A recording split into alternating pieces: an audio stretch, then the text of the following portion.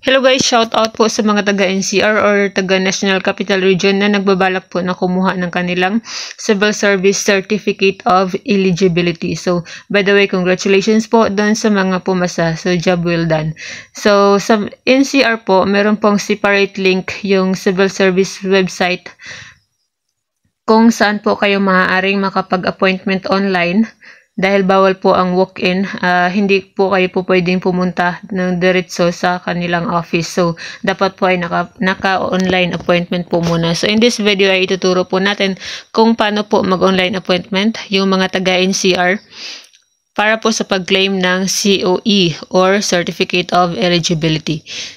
So, follow nyo lamang po. So, syempre, type po muna natin yung sa SC website sa ating browser. At pagkatapos po ay makikita na po natin itong Civil Service Commission na website. So, browse nyo lamang po yan. I-browse nyo po ng konti hanggang sa makita nyo po itong CSC Regional Office NCR. So, as you can see, meron pong separate. Meron po talagang separate na para lamang po sa mga taga-NCR. So, i-click nyo po yan. Diyan nyo po makikita yung link kung saan po kayo maaaring makapag-appointment. So, take note, i-click nyo po itong sa Regional Office NCR. So, again, dito po tayo pumasok sa Civil Service Commission website. Tapos makikita nyo po. No need nyo pong i-click yung link ng Civil Service website. Browse nyo lamang po siya ng dahan-dahan hanggang sa makikita nyo po itong CSC Regional Office NCR.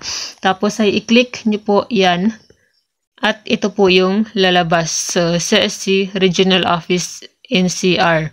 So, basahin nyo po yan. Pwede nyo po yan basahin. So, this is to inform the public that starting July 26, 2023. So, ayan, last 2 months ago lang po yung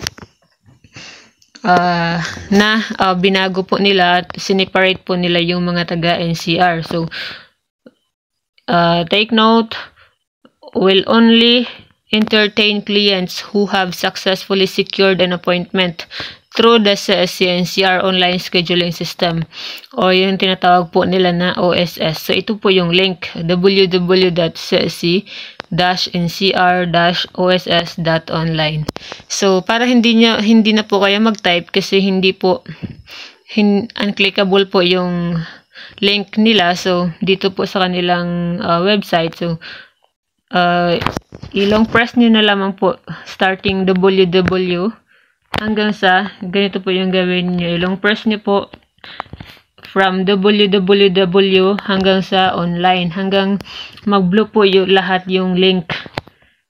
Tapos, lalabas po itong merong maliit na word na copy sa taas. So, kung alam nyo na po kung paano mag-copy-paste, so madali na lang po. So, ito po ay para sa mga hindi pa po marunong mag-copy-paste. So, ayan. Ilong press nyo po yung link. Tapos, i-copy nyo po. And then, balik po kayo sa browser or sa search tab. So, ilong press nyo po dyan sa search tab hanggang sa lumabas po itong word na paste. Pindutin nyo po yung paste at automatic nandiyan na po yung link ng kung saan pwedeng mag-appointment sa NCR, yung mga taga-NCR. So, after that, search nyo lamang po yung link. Ito po yung lalabas. So, CSC NCR online scheduling, sorry. So, yan. Meron pong dalawang option, regional office at saka field offices. So, sa region, hanapin nyo na lang po dyan kasi hindi po ako pwedeng mag-appointment dahil hindi naman po ako taga-NCR. At matagal ko na rin po nakuha yung aking Certificate of Eligibility. So, ito po ay tinuturo ko lamang po para at least alam nyo kung anong link po ang inyong papasukan. So, dahil bawal po walk-in. So, ayan na po. Regional office. So, kapag pinindot niyo po yung field office, ito po yung lalabas. So, choose a location. So, makikita niyo po dyan lahat ng mga location, mga ganun. So, ayan. Hanapin niyo na lamang po kasi hindi po talaga ako po pwedeng So, pero yung nakikita ko po is filing of special doon po sa regional office. Hindi ko po kasi, sa field offices. So, sa ngayon po, ito po yung service available, filing of special eligibility and filing of cases or appeals. So, hindi ko po kasi kabisado kung ano yung ibig sabihin ng meron sa regional office po kasi, kapag kinlik po natin yan, ito po yung nakalagay.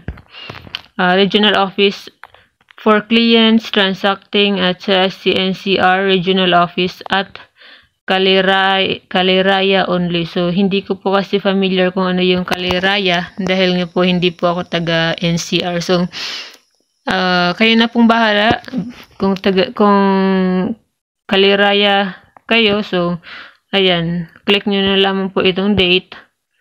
Tapos, makikita nyo na po yung date dyan po. So, ayan, kayo na pong bahala kung basta yun na po yung link. At saka,